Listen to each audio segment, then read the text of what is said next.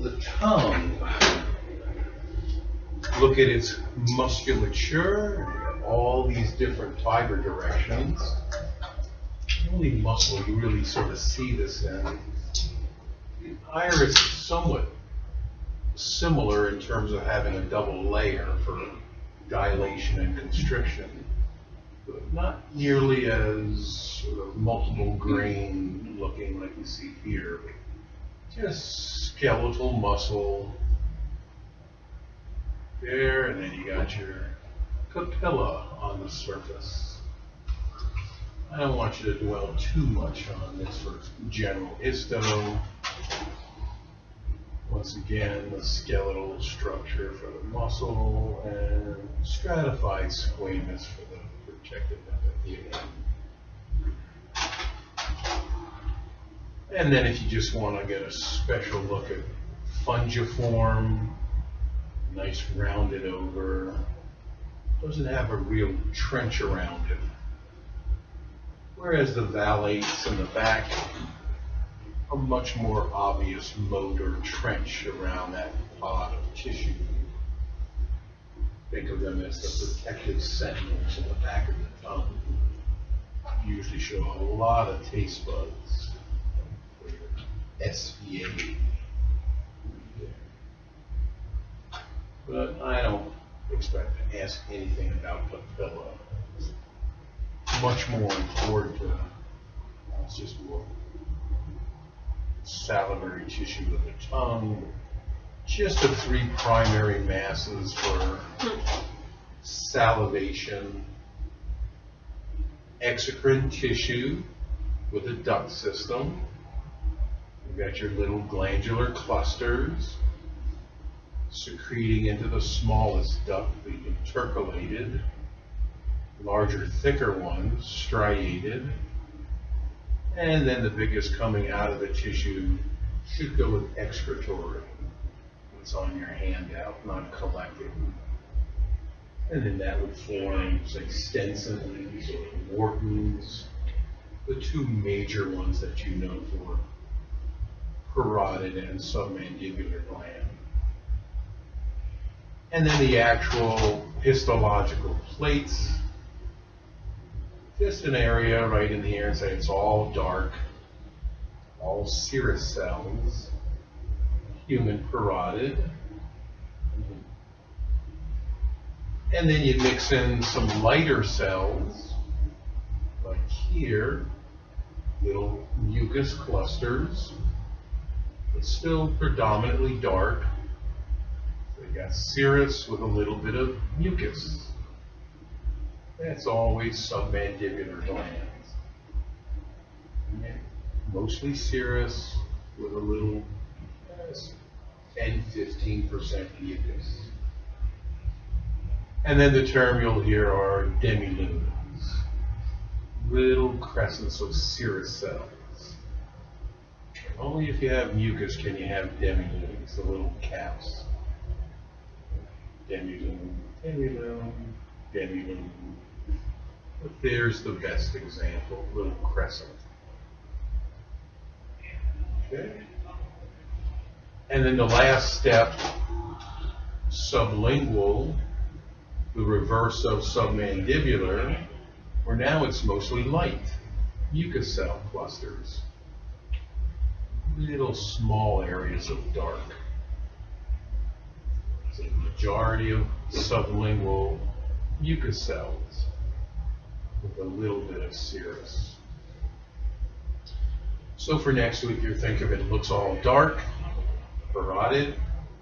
If it's mostly dark with a little light, submandibular, and then if it's mostly light with a little bit of dark, sublingual.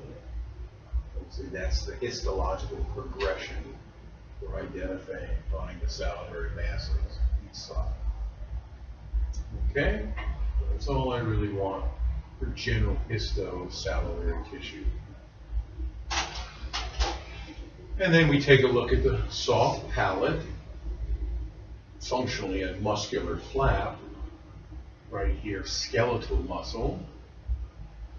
And then you have the nasal side, this nasal epithelium, simple columnar. And the oral side, here, stratified squamous. And then also little mucus cell clustering for mucus secretion out on the oral surface. Some of the fibers of the pterygopalatine ganglion giving you this secretory stimulation. Little accessory salivary tissue connection from that ganglion for parasympathetics. And that's for lecture, not for that. Just soft palate, nasal, through to oral. Muscular flap to seal off the nasal cavity when swallowing. And then be aware of this connection between the soft palate and the hard palate, the edge of the palatine bone right there. And then this is mucoperiosteum. Ties in the soft palate to the hard palate. Make sure you don't separate that. Together. And then the mucus clusters here. Connective tissue, lots of blood vessels. Oral side with the stratified squamous. And that's all you need for soft palatal histology. And then just the beginning for what we call in situ tooth.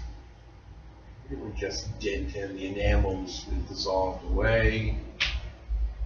And just showing this surrounding structure with the root, alveolar socket, gingival sulcus, the cervix, and the PDL forming the galphodic joint, the fibrous joint. Just a general intro to what we do much more for histology of the tooth. Okay. Also, keep in mind the thickness of the bone, maxillary versus mandibular. This is mandibular, considered to have the thickest cortical plate or dense bone on the exterior, with the alveolar on the interior, the pocketed bone. And then in the maxilla, this is just much thinner, half or a third of that thickness. Infiltration is much more reasonable to get into the nerves on the maxillary side versus the mandibular. Dense bone is much thinner on the maxilla. And then a favorite cross-section of the root of the tooth, pulp chamber, and then you got the dentin with its striated tubular look. And then on the outer edge, the cementum, the dark ring, a little more calcified, not much. PDL, lots of neurovasculature with those openings. And then the alveolar socket, the dark line corresponding to the lamina dura, where now the PDL inserts into the alveolar bone. Those Sharpie's fibers that you hear about for connecting the PDL to the socket. Well, that's just an overview for cross-section for the root of the tooth. And then comparing alveolar mucosa with gingival mucosa. We got your stratified squamous.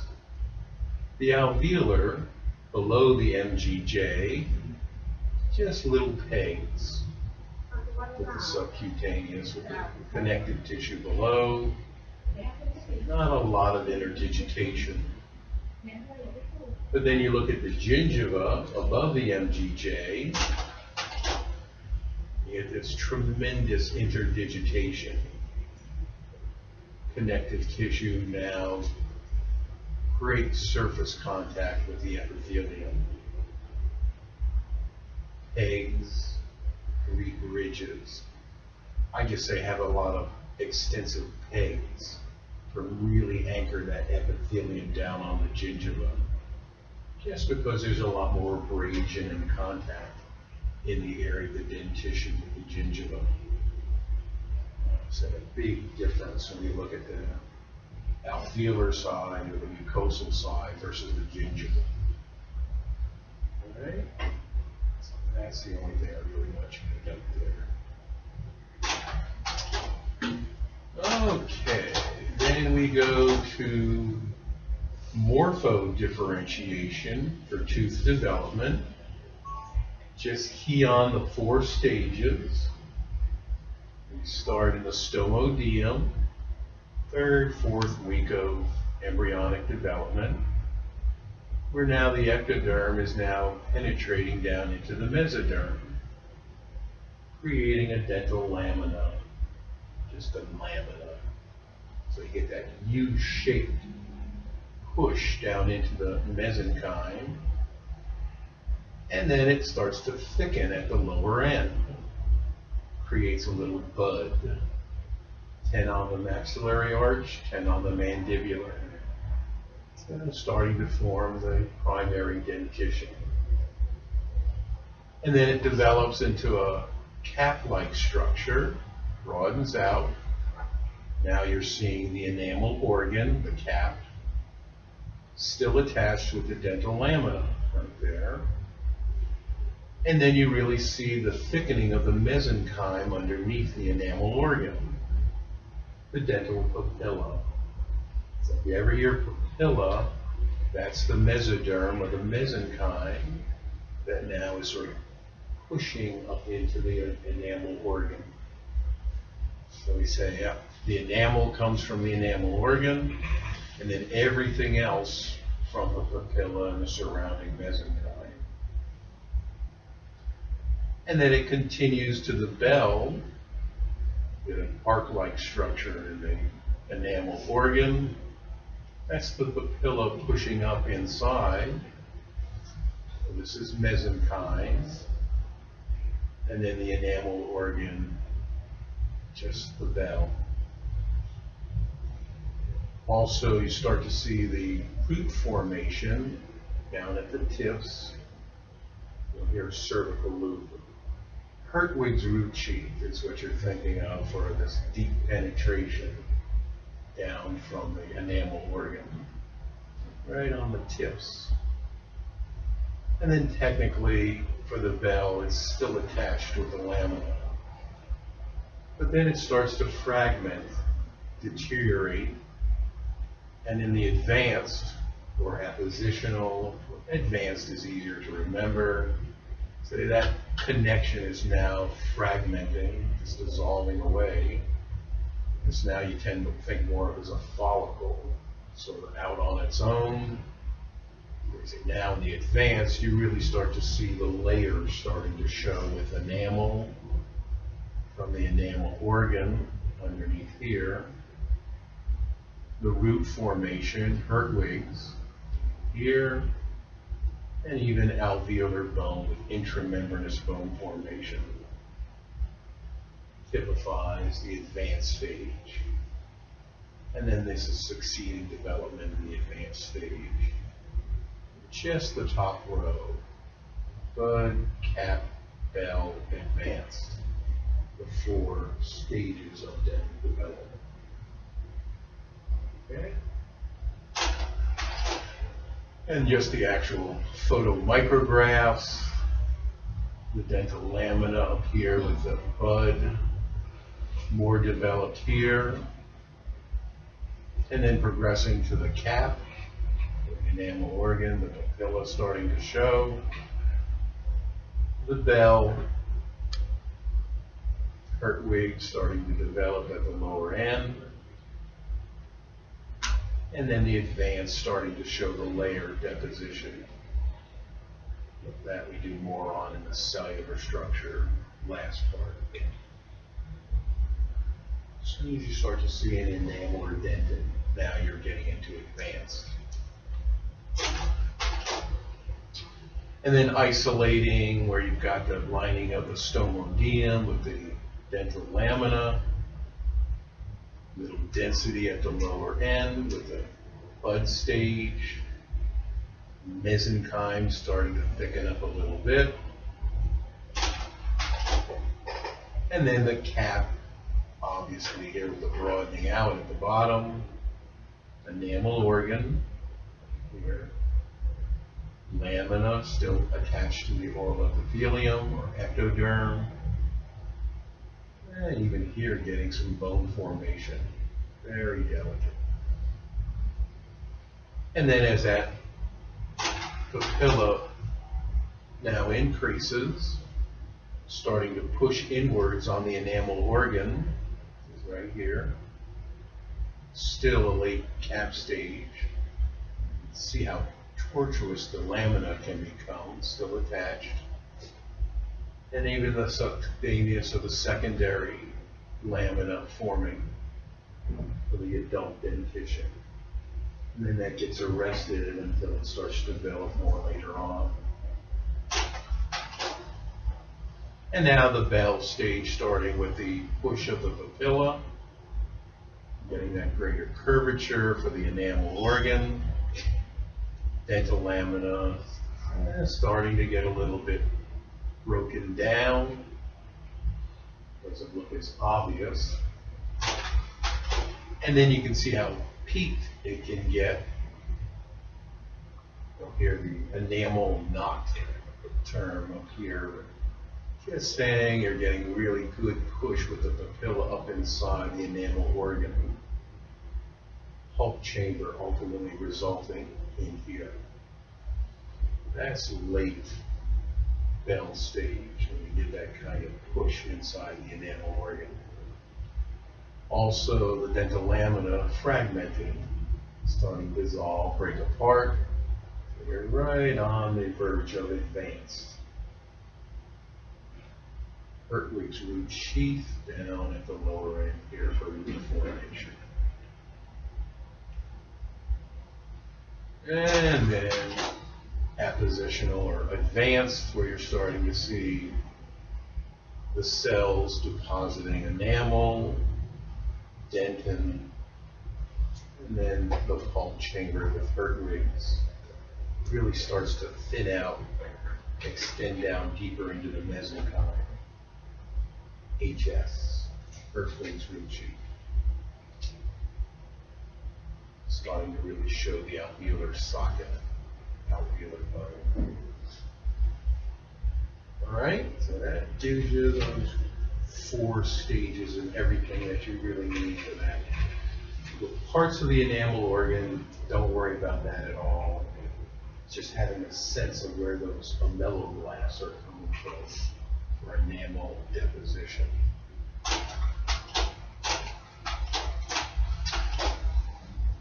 And this is just showing the secondary forming underneath the primary mandibular dentition. Premolar, oh, yeah, that's probably canine or premolar. Look at that. Don't need your pericymata.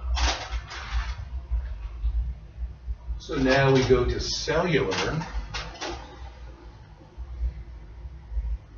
concentrating on the specific cells for deposition of the layers. Great specimen showing the last part of the enamel organ now producing the ameloblasts, big long columnar cells. This is that bottom layer of the cap or the bell that becomes ameloblast. The only cells that are technically derived from ectoderm, the outside layer. So those are the ones that are now putting down the super calcified matrix, 96, 97% calcified. Virtually no organic material left in the enamel. And then underneath, what started right up against the ameloblast will be the odontoblasts. They start back to back and then march in opposite directions. And now you're seeing the well-calcified dentin. The darker green is the early dentin or the dentinoid. This has a kind of progressive calcification going on. Takes more time. And those dental or dentinoid or the odontoblastic processes giving you more deposition as the days go by. So you got a kind of wave-like maturation going on in the dentin. And then those odontoblasts lining the exterior of the pulp chamber. Also spindle-shaped rather than columnar like the amelloblasts. It's a kind of spindle, thin ends and a larger middle to those cells. You'll hear they're stratified, but really they're not. They look like it because the nuclei are at different levels. It's one cell thickness for that odontoblastic layer. And then the keyhole shape for the cells forming the crystals for enamel. Just sort of distinctive when you get that top and then a little tail. All designed to form a crystal that has the greatest amount of contact from one crystal to another, creating the densest, strongest material for the engineering of this top coating of the tooth. It's sort of like nature's engineering showing the optimal shape for contact from one unit to another. So when it's all said and done and the amelloblast is marched to the exterior, and this is what's left behind, the enamel rod structure. You see all the contact that goes on from one prism to another. There's the crystalline structure that's left behind. The keyhole shape for crystalline structure of the enamel. Tight, strongest that you can possibly produce for that protective layer. And then this is just a ground section where you can actually see a amelloblast going to the exterior. These are the little channels. These will all be hypercalcified. So when it's done, virtually no organic material left. And that enamel is completely deposited by the amelloblast. Neat little section to actually see that. And that's rare to get those exposed like that. And then you go to the dentin side, marching from the DEJ. The amelloblast have put down the enamel, but then the big difference is that the odontoblasts leave part of themselves behind. So when they start to go to the interior, you leave these little tubules, little passageways. This is what gives the tufts and spindles little hypomineralized remains at the DEJ. And that you now have living extensions of the odontoblast all the way into the pulp chamber that remains inside the dentinal tubules. The odontoblastic processes. They can be highly branched extensions going off in different directions. A spindle tends to be just one, and then a tuft would be a little cluster of them. There's no way I want you to tell the difference. Just spindles and tufts along the DEJ. And then as the dentin is produced going to the interior, it gets more and more calcified by the processes. And then the predentin or the dentinoid not as calcified. So say the farther away you get towards the DEJ, the more calcified the dentin. Takes a little while to get completely calcified, about 70% compared to the 96, 97 for the enamel. And then you see how long they can get from the enamel, the DEJ with a tuft, odontoblastic processes inside the tubules, and then the cell bodies lining the edge of the pulp chamber. Right in there. Quite elongated as the dentin develops to the interior. Just a scanning section of dentin showing all the tubules. Magnify 100 times more. You get a real good sense of these. And even with some odontoblastic processes still in the tubules. Also, you get that kind of fibrous look. Collagen fibers. Gives it a much more resilient or spongy texture, especially compared to the enamel.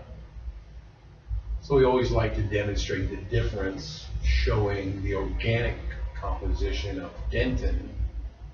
Put a little acetic acid with the tooth, dissolves away the calcium hydroxyapatite, and what's left behind is the organic component. Odontoblastic processes in the tubules, and the collagen fibers, organic. We do that to the enamel, it all dissolves away, there's nothing left. It just disappears.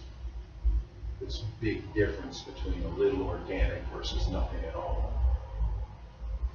So that's the look of decalcified dentin.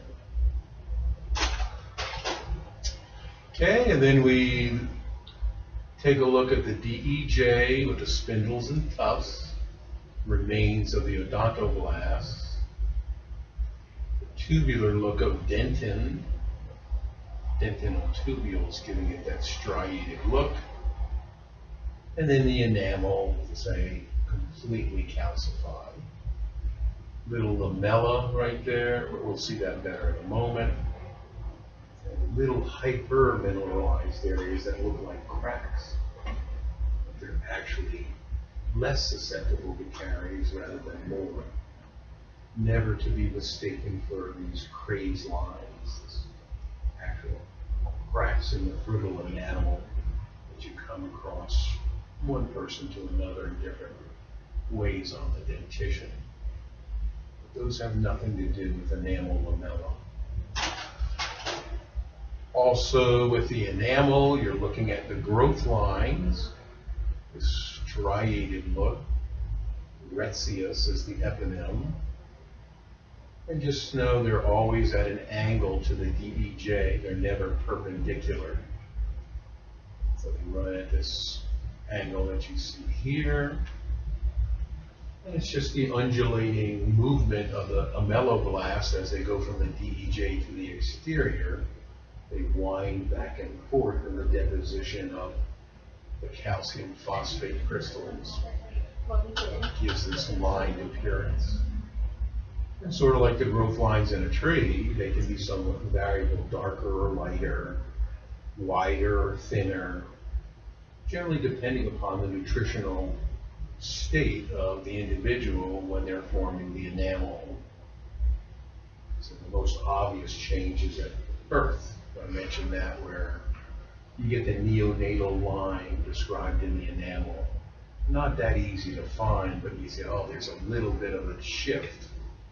Well, that was the difference between maternal supply and now shifting to their own supply for their metabolic demands in the development of the enamel from the ameloblast. Some say, yeah, they can really detect this when they look at the enamel under the scope. And then you have that striated look for the tubules of the dentin underneath. The board questions, you'll hear Retzius or come across it. Just think, yeah, the lines in the enamel. Or if you can feel them on the surface, if they haven't worn completely down or off. Imbrication lines, feel them with your fingernail. Technically, the little valleys between the imbrication lines are the perikymata. They get a little elevation in the little valley in between. It's somewhat variable, age of the individual even wearing off. Have you had mamelons? Mhm.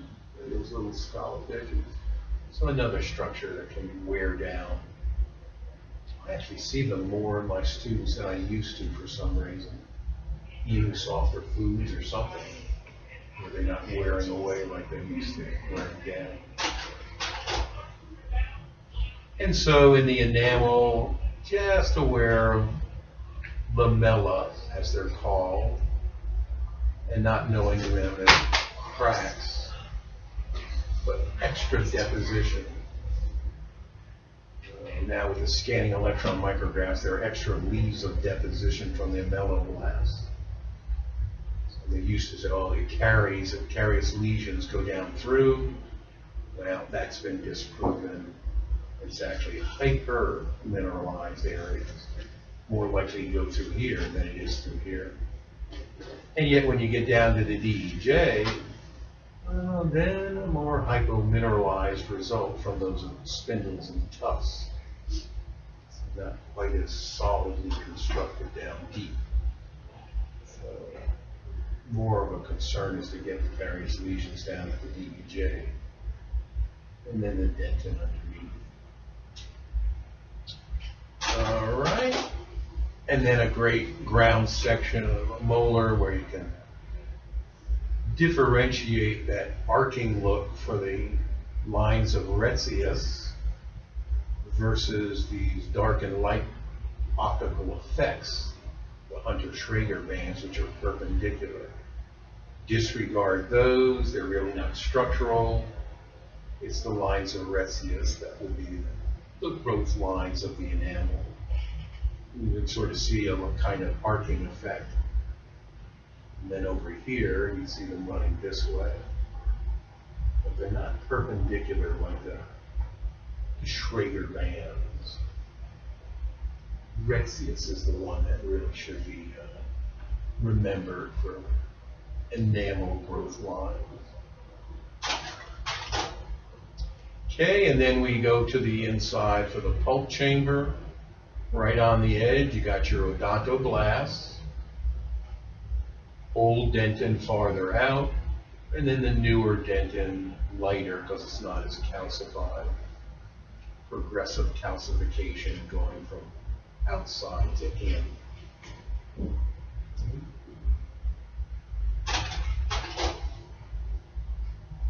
Pulp chamber, right here. The odontoblastic layer, those cells right along the edge. And then you get this kind of waves of maturation. Older dentin out here, and the dentin that's newer, closer in.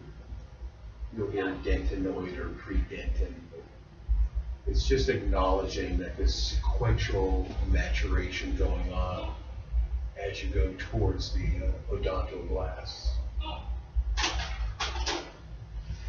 And then a great specimen, highly magnified in the pulp chamber where you see the odontoblast, let's say once thought to be stratified, but the cells are just spindle shaped. So the nucleus in different parts of the cell, technically one cell thick, but they get that stratified look. So the cell running from here all the way to here. Even these have a spindle going all the way up to a dentin layer over here. And then the dentinal tubule shown here. Connective tissue underneath with blood vessels and nerves. And then down in the root, going from the dentin, we then have the cementum, not nearly as calcified as enamel, doesn't need as much protection. And bones about 65, cementum 70, 72, a little bit more. Years ago, we just called these osteocytes. Now they say, go with cementocytes. They do a little bit more calcification. And you find them right at the interface between the PDL and the cementum. So all those dark spots are the cementocytes. And from this we say, well, this is cellular, right at the interface. And then farther out, where it's become calcified, acellular. You don't see the cementocytes anymore. It's not a big deal at all. It's just acknowledging that the cementocytes are right out on the edge where the cementing is being formed.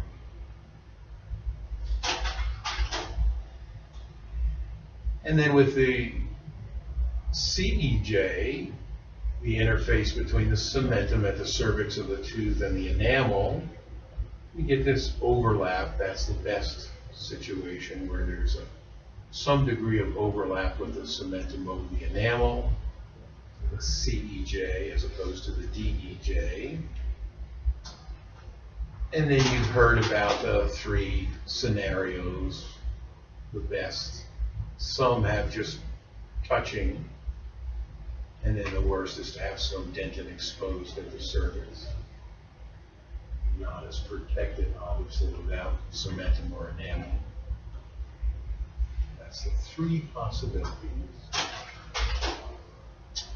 Okay, and then we go further out. So dentin, cementum, PDL, cementocytes right in here. Lamina dura, the dark line, Wolff's Law at work, and then the alveolar bone, where now the fibers of the PDL are inserting into the socket wall. Sharpie's fibers. Hear that evidence.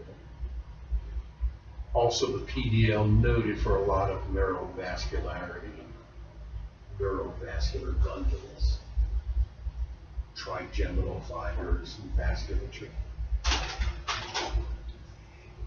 And this I like you to see over the top of the alveolar bone, transeptal PDL. So here's the gingiva with the gingival sulcus attached, your hemidesmosome. Got your cementum, and yet here transeptal, and then it goes alveolar where it's just on either side. So realize, yeah, right at the apical area of the bone, it goes from one cementum to the other.